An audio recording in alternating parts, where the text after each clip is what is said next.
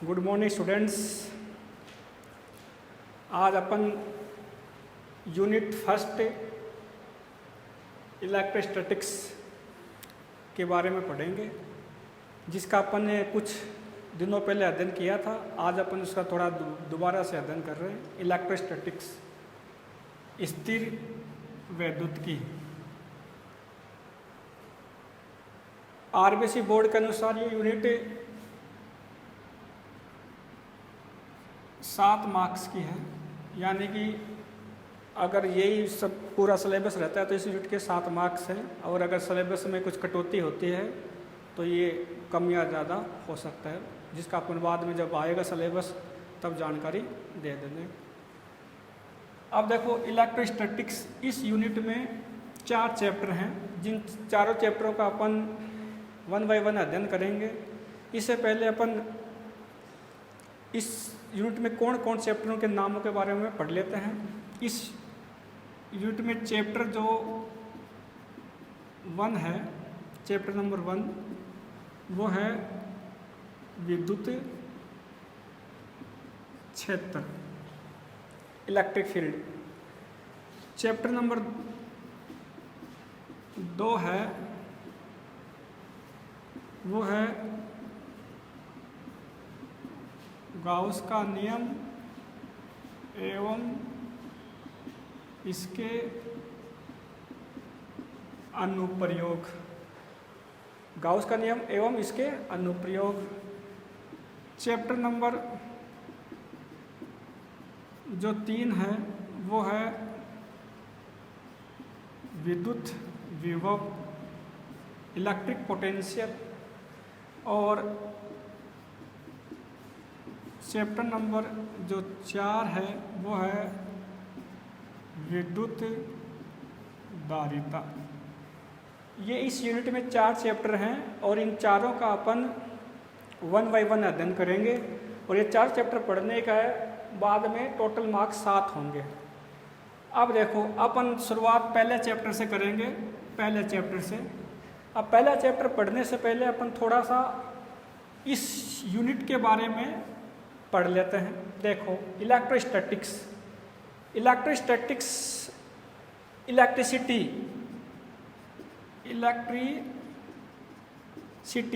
वैद्युतिकी। वैद्युतिकी की एक उपशाखा है। इलेक्ट्रोस्टैटिक्स जो वैद्युतिकी है, उसकी एक उपशाखा है। अब इलेक्ट्रिसिटी क्या होती है, पहले अपन इसके बारे में पढ़ते हैं। इलेक्ट्रिसिटी जो है वो फिजिक्स यानी कि भौतिक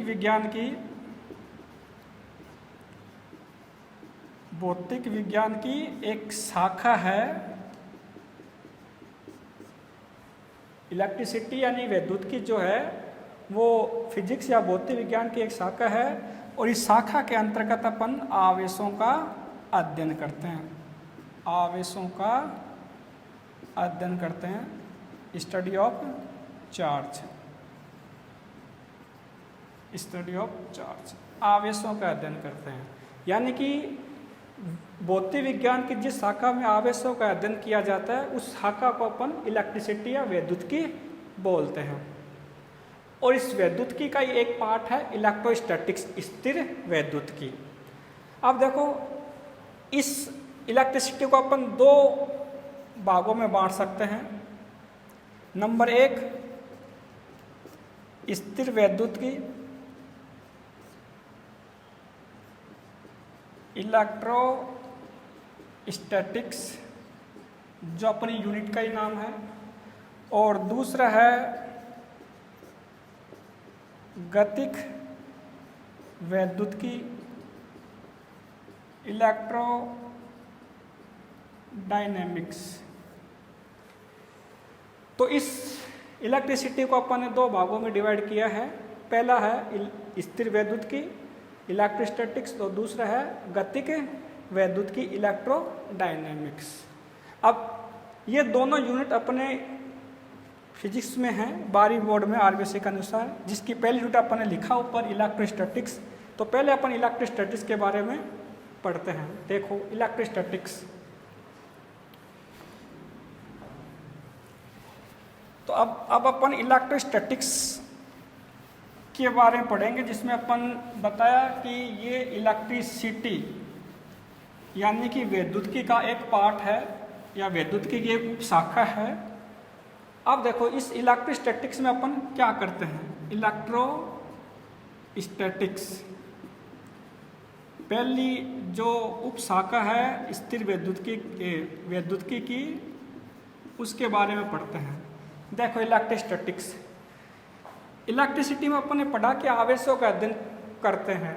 अब देखो इलेक्ट्रोस्टैटिक्स में अपन क्या करेंगे, इसमें भी आवेशों का अध्ययन करेंगे, लेकिन स्थिर अवस्था में आवेशों का अध्ययन करेंगे। स्थिर अवस्था में आवेशों का अध्ययन करेंगे। स्थिर अवस्था में आवेशों का अध्ययन करते हैं। इलेक्ट्रिसिटी में अपन आवेशों का अध्ययन करते थे, जिसकी एक पार्ट है इलेक्ट्रोस्टैटिक्स, जिसमें अपन स्थिर अवस्था में आवेशों का अध्ययन करते हैं। अब स्थिर अवस्था में आवेशों का अध्ययन करते हैं। दूसरा अपने पास था गतिक वैद्युतिकी। गतिक वैद्युतिकी, गतित वैद्युतिकी मतलब इलेक्ट्रोडायनेमिक्स। इलेक्ट्रोडायनेमिक्स में अपन गतिक अवस्था में या गतिशील अवस्था में आवेशों का अध्ययन करेंगे। आवेशों का अध्ययन इलेक्ट्रिसिटी में स्थिर अवस्था में आवेशों का अध्ययन करते हैं, और गतिक वैद्युतिकी में अपन गतिशील अवस्था में आवेशों का अध्ययन करते हैं।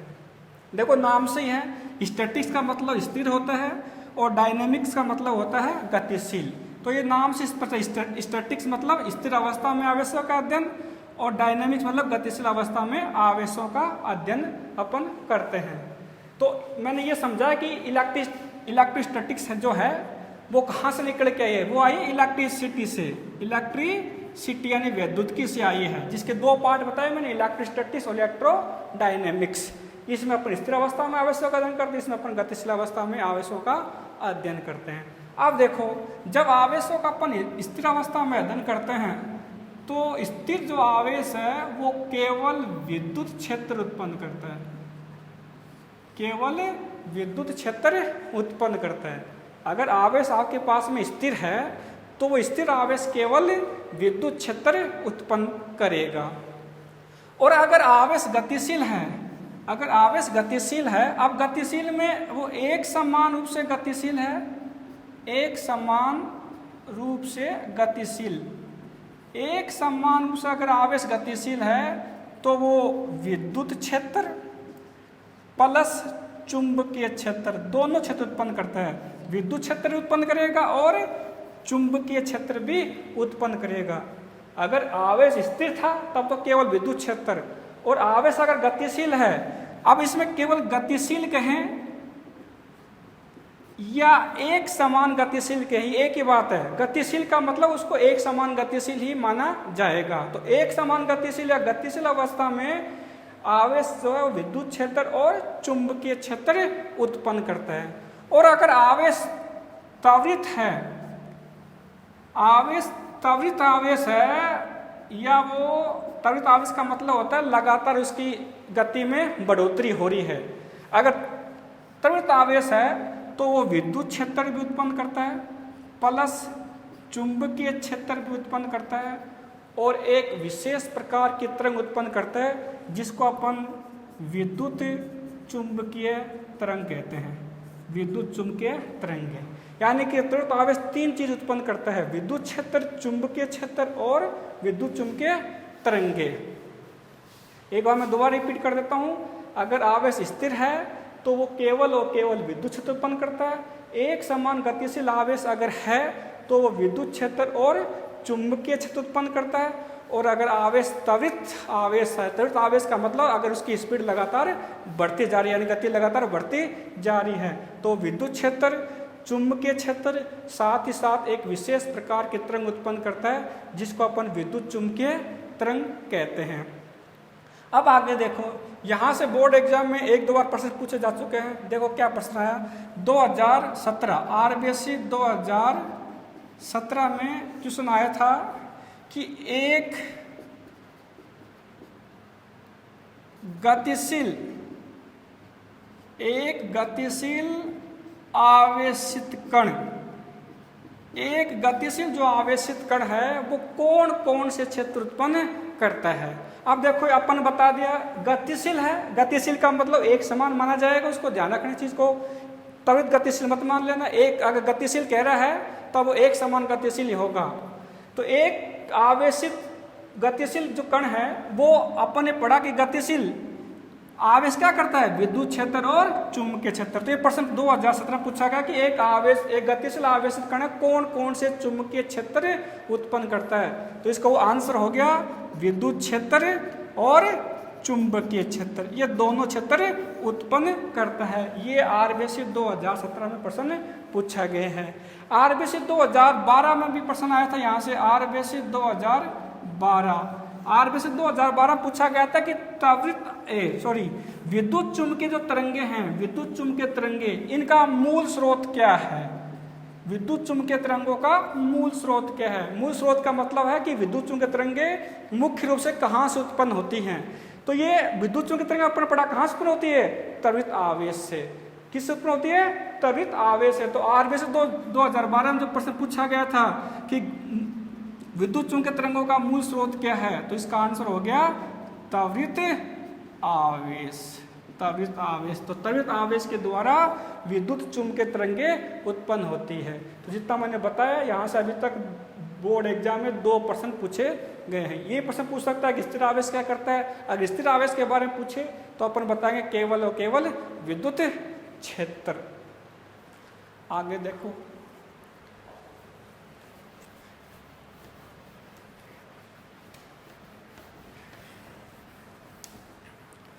ये सारी बातें अपन ने पहले के वीडियो में डिटेल से पढ़ी थी। आप पहले वाले वीडियो डिटेल से देख सकते हुए, सामान्य चीज है, इसमें कोई नई चीज नहीं है।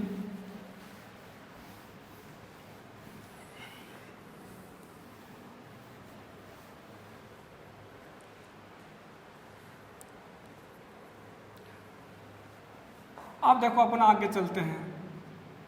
अभी तक अपन ने इलेक्ट्रोस्टैटिक्स का सामान्य परिचय पढ़ा है। अब इसमें थोड़ा अपन और आगे चलते हैं। जैसे अपन ने पढ़ा कि विद्युत आवेश कि इलेक्ट्रिसिटी में विद्युत आवेश का अध्ययन करते हैं। तो ये विद्युत आवेश क्या होता है, अब इसके बारे में अपन पढ़ेंगे कि इलेक्ट्रिसिटी में अपन पढ़ा कि इसमें आवेशों का अध्ययन करते हैं। तो आवेशों का अध्ययन करते थे तो अपन पढ़ लिया, लेकिन आवेश क्या होते हैं इसके बारे में अपन अब देखते हैं। देखो, विद्युत आवेश, विद्युत आवेश जो है वो पदार्थ का एक गुण है, पदार्थ का एक गुण है। विद्युत आवेश क्या है, कोई चीज नहीं है जो आपको दिखेगी, ये गुण है। जैसे ईमानदारी, बेईमानी, सच्चाई, अच्छाई, ये किसी इंसान के गुण होते हैं जो दिखते नहीं है, वैसे ही विद्युत आवेश भी एक गुण है, पदार्थ के अंदर होता है, कोई वस्तु नहीं है ये जो आपको दिखाई देगी। तो ये गुण क्या करता है, ऐसा गुण जो विद्युत प्रभाव तथा चुंबकीय प्रभाव, विद्युत प्रभाव तथा चुंबकीय प्रभाव या तो वो उत्पन्न करे या उसको अनुभव करे। उत्पन्न भी कर सकता है या दूसरे के उत्पन्न किए गए प्रभाव को वो अनुभव भी कर सकता है। तो इस गुण को अपन बोलते हैं विद्युत आवेश। तो सही रूप में परिभाषा, विद्युत आवेश पदार्थ का वह गुण है जो विद्युत प्रभाव और चुंबकीय प्रभाव उत्पन्न कर सकता है या उसको अनुभव कर सकता है। तो इस गुण को अपन बोलते हैं विद्युत आवेश। मेरे ख्याल समझ में आ गया। दोबारा देख लो एक बार कि विद्युत आवेश जो है वो पदार्थ का एक गुण है जो विद्युत प्रभाव और चुंबकीय प्रभाव उत्पन्न कर सकता है या उसका अनुभव कर सकता है। अब विद्युत प्रभाव में जैसे विद्युत क्षेत्र आ गया, विद्युत विभव आ गया, विद्युत धारिता आ गई, ये सभी विद्युत प्रभाव में आ गई। इसी प्रकार विद्युत बल भी आ सकता है, विद्युत बल आ गया। इसी प्रकार चुंबकीय प्रभाव में चुंबकीय क्षेत्र आ गया, चुंबकीय बल आ गया। तो ये सब चीजें इनमें आएगी। चुंबकीय प्रभाव में चुंबकीय बल और विद्युत प्रभाव में विद्युत क्षेत्र, विद्युत विभव, ये सब चीजें इन प्रभाव के अंतर्गत आएगी, जिसको अपन आगे पढ़ेंगे। अब देखो, आवेशों का अपन 2 भागों में बांट सकते हैं, यानी कि आवेश 2 प्रकार के होते हैं। एक होता है धनात्मक आवेश, जिसको अपन धनावेश भी कह सकते हैं, धनात्मक आवेश या धनावेश, और दूसरा होता है ऋणात्मक आवेश या ऋणावेश। ये सारी बातें अपन ने पहले की वीडियो में पढ़ ली थी, पुराने वीडियो आप YouTube से देख सकते हो डिटेल से। वैसे सामान्य सी चीज़ है, अभी कोई मेन टॉपिक स्टार्ट नहीं हुआ है, आप डिटेल से देखो तो वहाँ मैंने 2-3 वीडियो में आराम से समझाया था। देखो आवेशों को अपन 2 भागों में बांट दिया है, धनात्मक आवेश जिसको धनावेश भी बोल सकते हैं, और ऋणात्मक आवेश जिसको अपन ऋणावेश भी बोल सकते हैं। अब देखो धनावेश क्या होता है, जैसे एक एग्जांपल लेते हैं अपन। जैसे आपके पास सोडियम है, सोडियम जिसके बाह्यतम कोश में 1 इलेक्ट्रॉन होता है, जैसे 281 11 होता है सोडियम का परमाणु क्रमांक, तो 281 बाह्यतम कोश में 1 इलेक्ट्रॉन होता है। ये सोडियम 1 इलेक्ट्रॉन को, बाह्यतम कोश के 1 इलेक्ट्रॉन को त्याग देता है और बन गया, 1 इलेक्ट्रॉन को त्याग कर दिया तो इस पे 1 इलेक्ट्रॉन कमी हो गई, तो ये 1 इलेक्ट्रॉन कमी को अपन दिखा दिया प्लस के द्वारा, यानी कि अब इसमें 28 इलेक्ट्रॉन हुए, यानी 10 इलेक्ट्रॉन हुए, 1 इलेक्ट्रॉन बाहर निकल गया। अब देखो यहाँ सोडियम से 1 इलेक्ट्रॉन बाहर निकल गया, तो इलेक्ट्रॉनों को इसने त्याग कर दिया, तो यहाँ क्या आ गया, धनावेश आ गया। इसी को अपन धनावेश या धनात्मक आवेश बोलते हैं।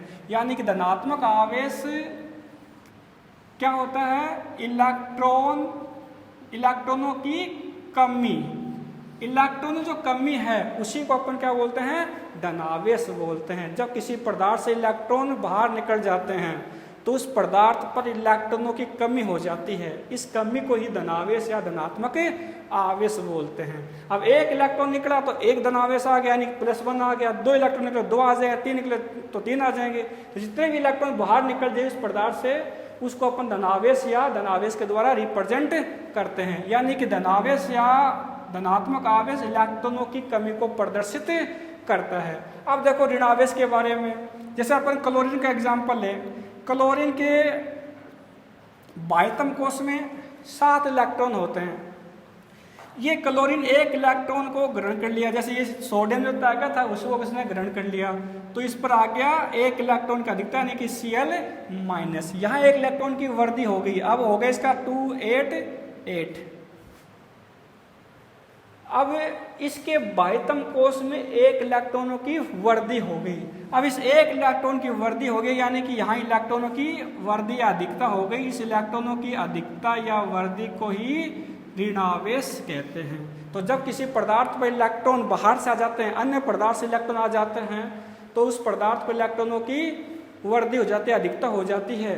इसको ही अपन ऋणावेश या ऋणात्मक आवेश कहते हैं। तो ये आवेशों के प्रकार के बारे में बताया, धनात्मक और ऋणात्मक। अब देखो अगर किसी पदार्थ से इलेक्ट्रॉनों का त्याग होता है तो इलेक्ट्रॉन